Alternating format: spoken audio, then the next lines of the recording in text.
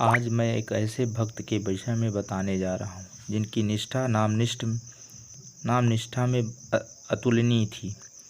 प्राचीन समय की बात है जब भारत में यवन शासन अपने पूरे प्रभुत्व में था और प्रभुता के मद में शासक अनेक प्रकार के अत्याचार करते थे।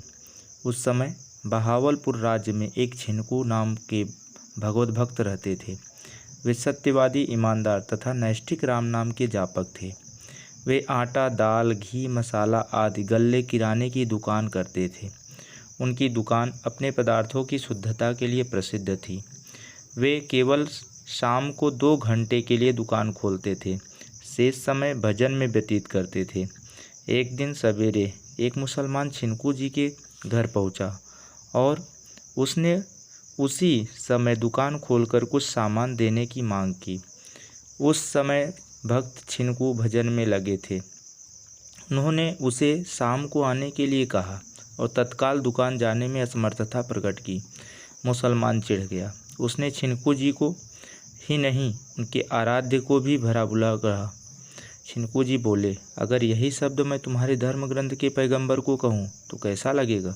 मुसलमान, तुम्हारी इतनी जुर्रत, मैं तुम्हें देख लूँगा। वह मुसलमान काजी के पास पहुँचा और उसने वहाँ अभियोग लगाया कि छिनकू ने पैगंबर को गाली दी है। उस समय के नवाब बहावलपुर भले स्वभाव के थे। वे छिनकू भक्त को जानते थे और उन्होंने श्रद्धा रखते थे। उन्होंने छिनकू के पास संदेशा भेजा, आप साफ कह दे कि मैं कुछ नहीं कहा। लेकिन छिनकू भक्त ने झूठ बोलकर यह बात स्वीकारना मना कर दिया।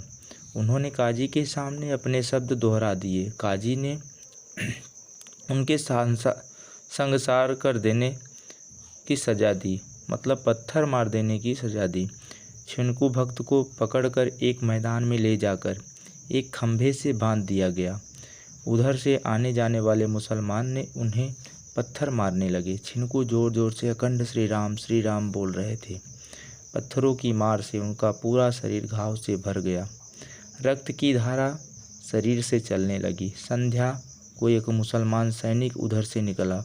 वह छिनकू से परिचित था। उससे भक्त की यह असहनीय दशा देखी नहीं गई। उसने तलवार से उनका सिर काट कर उन्हें इस अवस्था से छुट्टी दे दी। किंतु उसे तथा दूसरे को भी यह देखकर आश्चर्य हुआ कि छिनकू का कटा हुआ सिर श्री राम बोलता ही था। उनके मस्तकहीन धड़ से भी देर तक श्री राम की ध्वनि निकलती रही। जय श्री हरि।